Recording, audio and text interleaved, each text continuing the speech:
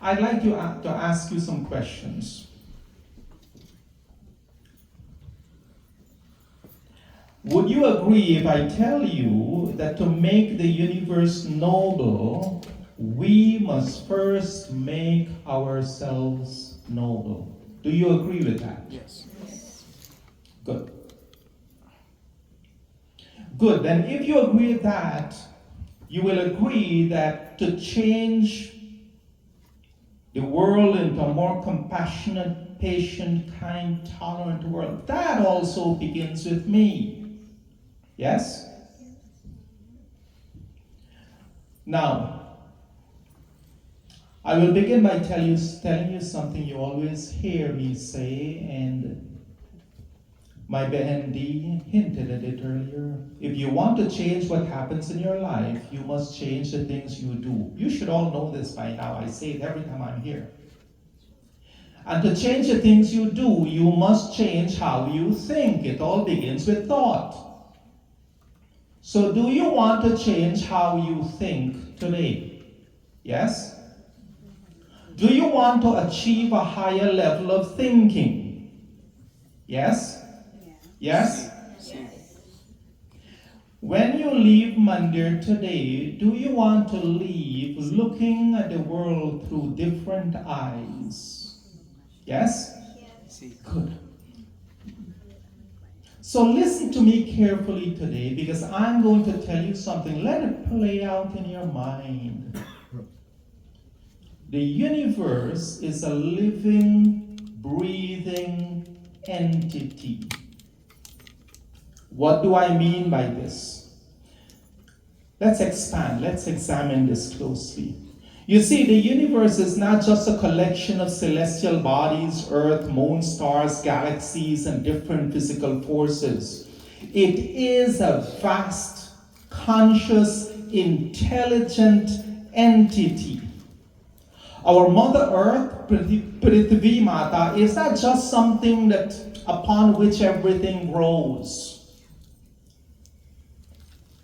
Your existence is not just what you see, feel, touch, and interact with.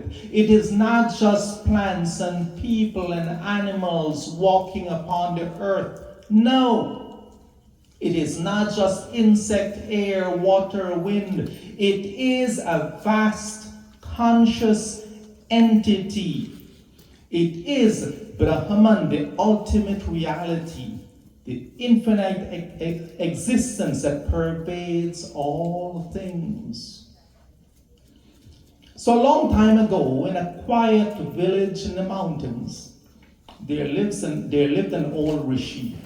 He spent his day in meditation, not listening to not just the birds and the trees or the flowing river, but to something deeper within himself, something unseen. One day, a curious little boy named Nand approached him. Guruji, you always sit here with your eyes closed. What are you listening to? The sage smiled and beckoned Nand to sit next to him. Close your eyes, he said, and take a deep breath. Nand did as he was told. The sage asked, what do you feel? He said, I feel my chest rising, my lungs filling, then I feel my breath leaving me. Good, the sage said. Now listen beyond yourself. Listen to the wind moving through the trees. Listen to the waves of the river. Listen to the rustling of the leaves and the plants. Listen to the whisper of the clouds as they drift. Nand sat in silence, his small heart beating. The universe, the sage said softly, the universe breathed just like you. The wind is its inhale, the rivers its exhale, the tides of the oceans rise and fall like the rhythm of its breath. Even the stars are born, shine brightly and fade away just as we do. Nan's eyes widened. Does that mean the universe is alive? Yes, It is a living, breathing thing just like you and me. Just as your breath is connected to your life, your breath is connected to the universe. Every time you inhale, you're breathing in a piece of the stars, a piece of the cosmos, a piece of the sun, the moon. And every time you exhale, you're giving yourself back to the cosmos. You and the universe are not separate. You are the same breath, the same life.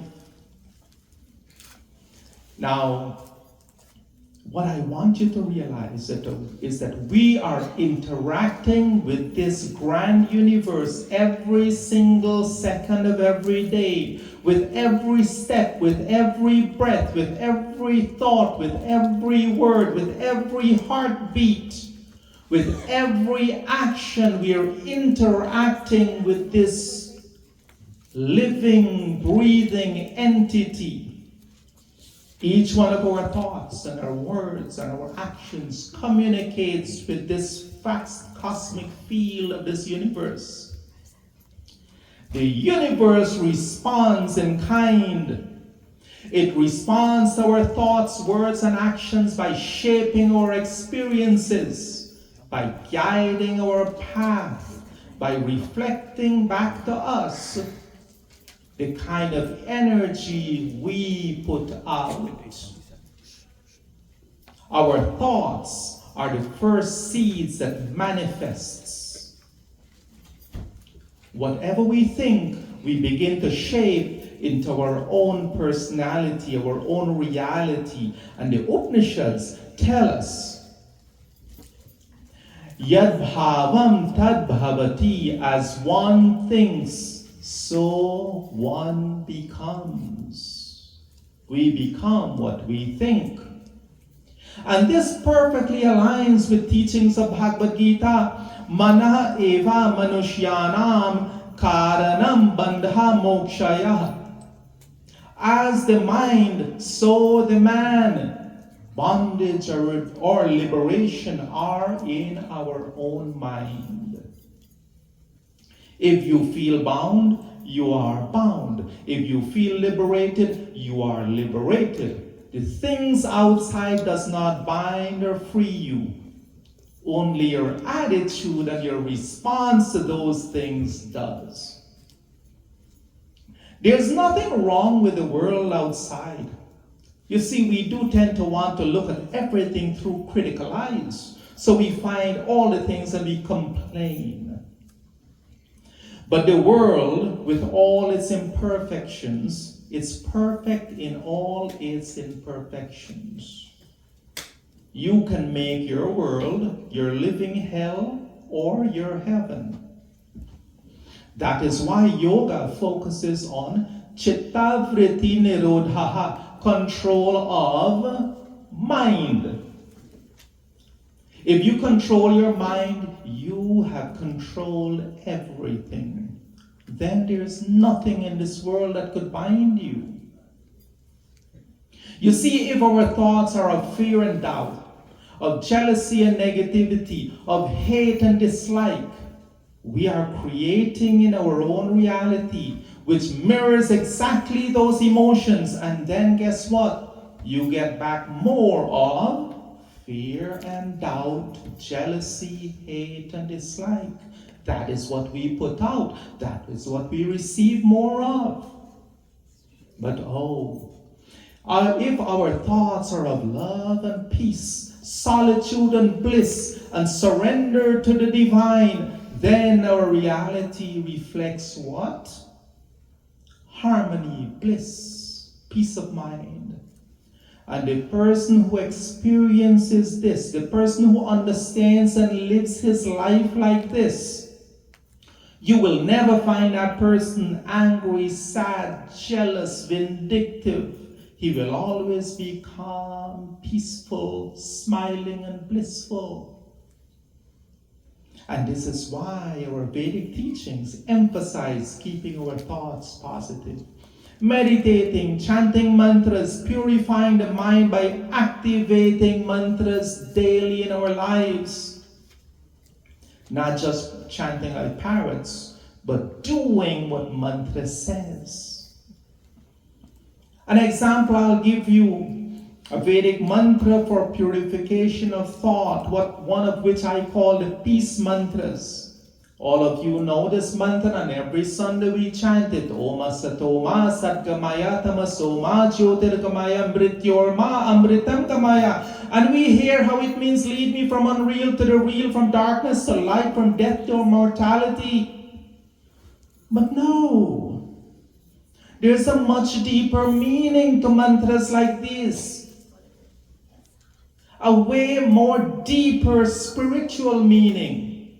This mantra contains within it strict instructions. And as you often heard me say, instructions are not just meant to be chanted, they are meant to be followed. You can learn the car driving manual in your head and chant it out, but you cannot drive a car until you practice. This mantra, it says, it instructs us, live a life from asat to sat. Be truthful, do not lie. Practice that. Ignore falsehood. Lift yourself daily from darkness of ignorance to jyoti light every day. Elevate your level of thinking. And when you do that, God will grant you amritam. Instructions are meant to be followed. So do you understand this? By aligning our thoughts, our words, and our actions with the universal divine consciousness, we harmonize. We create a balance in our lives, a balance with the universe. And this balance brings us peace of mind. We must understand words are not just vibrations. Words are tools which carries intent, and the universe responds in kind. This is why we refer to it as power of speech, Vak Shakti. It is revered in Vedic traditions. We see in the Rig Veda, Vak Vai Brahma. Speech itself is Brahman. The Bhagavad Gita also emphasizes this purity in speech. Bhagavad Gita tells us that don't utilize the kind of speech which agitate others, even though truthful. Utilize the kind of speech which is truthful, pleasant, and beneficial. This is the best kind. Anudvega karam vakyam satyam priya hitam chayat swadhyaya abhyasanam cha eva vanmayam tapa uchyate. Sri Krishna calls it verbal discipline. He says that is what we should focus on, the discipline in using words which are truthful and does not inflict hurt and pain on others. Words which are priyahitam, beneficial and calming in some ways to others. We must realize that words have the power to heal or to hurt, to bring forth smiles or to bring forth tears, to create or to destroy. And when we speak truthfully and with kindness, we align ourselves with dharma. The universe reciprocates by creating a peaceful life for us. We find peace. My brother Pandit Gulsaranji, he knows this shloka very well. Karmanyev Vadikaraste ma phaleshu kadachana ma karma phalaheturubhu mate sangastu karmani. Very popular shloka from the Bhagavad Gita tells us that do righteous work. Don't do it looking for the rewards. Don't do it looking for praise and recognition. Do it out of the selflessness of your heart. Don't do it for the fruits. This teaching for Seva is so prevalent in our Vedic thinking. There's a mantra for right actions. Om Karmane Vaishnavaya Swaha. Meaning, I dedicate my actions to the Supreme Divinity. May my actions be righteous. May my actions be pure. My fellow souls, we must realize the universe does not judge us. God does not judge us. The universe mirrors our own energy. And before I continue, I must acknowledge my dear teacher Jilal is here. Namaste, my elder brother. We attract into our lives that which we love, that which we hate, and also that which we fear. When we live in gratitude, the universe gives us more to be grateful for. When we live in fear, we attract the situations that reinforce that fear.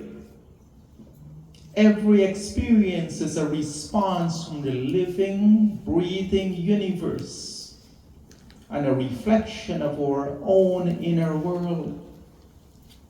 This is why you've heard me in my Pravachan, I always close with Purnamada Purnamidam Purnat Purnamudachyate Purnasya Purnamadaya Purnameva Vashishyate. This is perfect. From perfectness comes perfectness. If perfect is taken from that, perfectness still remains. Mantra reminds us we are not separate from the universe.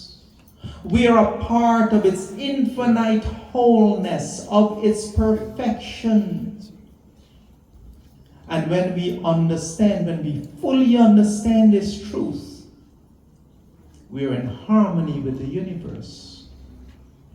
As you sit here today, I want you to realize that the universe is always speaking to you.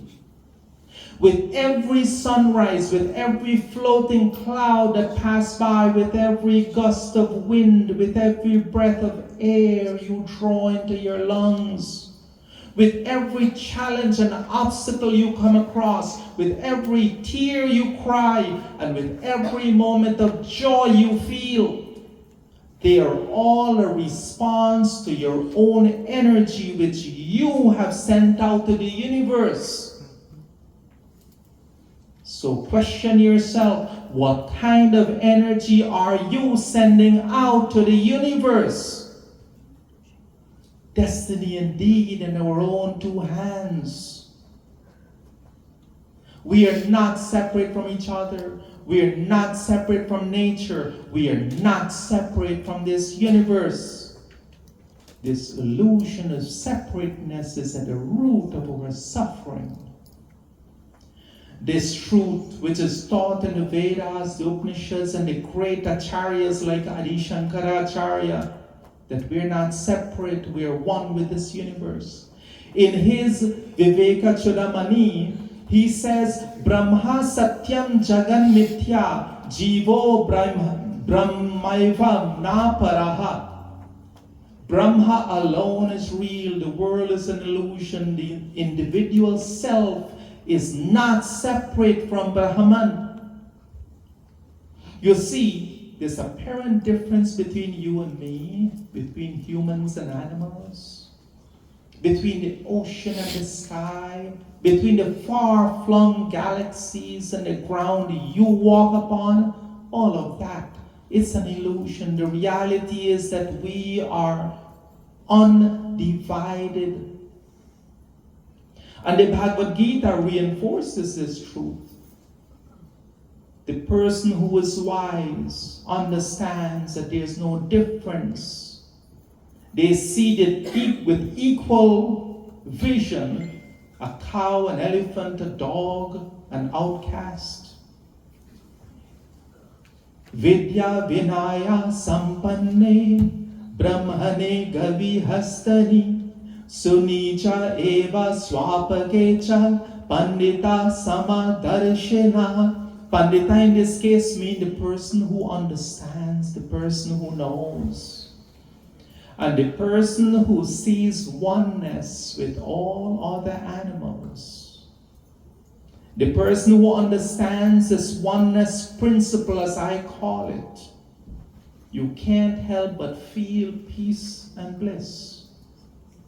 Dee and I, we'd be driving down the road and you'd see some poor animal that got struck down on the side, and immediately Vayudanilamaamritam basmantam sharidam comes to mind. A prayer for that soul, that whatever soul possessed that body, that prayer comes to mind, because I know I am not separate from that animal. I am one with that animal too. Offer a prayer. Vedas teach Aham Brahmasmi. I am, that divinity resides also within me. You see, my fellow souls, when we see ourselves as separate from the universe, we live in limitation. We live bound by fears, by desires, and by sufferings. But when we awaken to the truth that we are not separate, we realize that we too, we are part of this infinite universe. And this is why our Vedic mantras are so powerful. They help us to align our existence with the frequencies around us from the universe. Every time you sit and you chant mantras, every time you sit in meditation, you are not just acknowledging the divine universal energy. We're helping to balance our existence with that of the greater universe.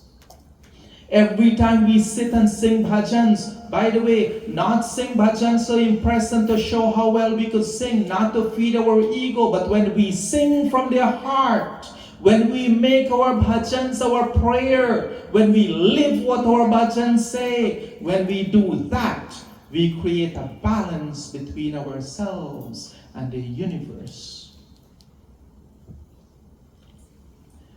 I know this song, I think you know it, but Nani used to sing this song, one of the favorite bhajans of my Nani, and I love the old ways it used to be sung. No music, right? Oh my, and those of you who remember, and I know you would, Behanalini, you would remember it. Oh mahi jeevan hamara, Om pranadhar hai, Om hai karta vidhata, Om palanhar hai, Om hi jeevan hamara, Om pranadhar hai. Beautiful. This bhajan tells us that through our understanding of the divine, through that focusing and understanding in His internal and external presence, our minds become pure. Our intellect will continue to rise, and this realization will help us to achieve moksha. Let's take one verse. Om ki guru mantra japne se rahega shuddha man. Om ki guru mantra japne se rahega shuddha man. Buddhi din prati din bharegi, धर्म है होगी लगन. ओम ही जीवन हमारा, ओम प्राणाधार है. So we do Om Japa, But again, if we do not make that connection of the presence of the divine within ourselves and the presence of the divine in everything outside of ourselves, then there's no meaning in our own japa, is there? You see, our mantras of Vedas are so powerful, and I always tell you, our mantras are not to be taken just at word value, at face value. Just a literal translation of words. No, they're purest form of poetry. You have to go beyond the words and understand the connection and what does it mean to your deeper existence. It is not to be taken at face value. This mantra, Om Sahana Bhavatu Sahana Bhunaktu Sahaviryam Karvavahai Tejasvina Vadhitamastu Ma Vidvishavahai. Mantra reminds us we're not separate, we're always together in divine union with each other. May we be protected together because we are one. May we be nourished together. We are one. May we work together. We are not separate. Only when we realize the truth in oneness principle. Chandogya Upanishad says, Tattvam-asi.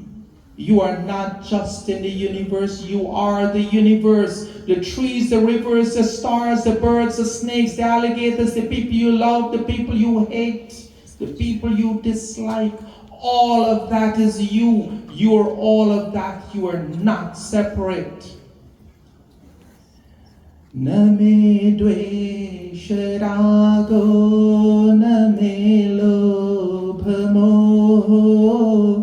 Mado naiva me naiva matsaraya bhava na dharmo na charto na kamo na moksha chidananda rupa shivoham shivoham chidananda rupa Shivoham, Shivoham.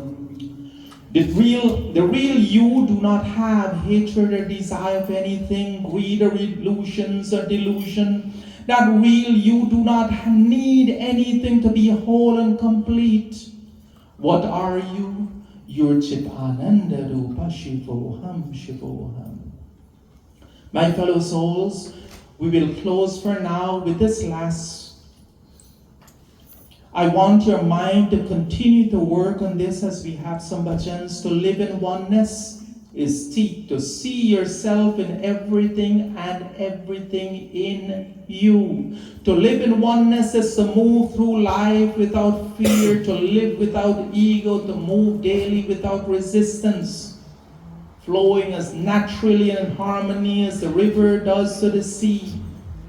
Let us embrace this eternal truth. We are not separate from the universe. We are the universe. Om Shanti. Om Shanti. Om Shanti. Om Shanti. Om Shanti. Om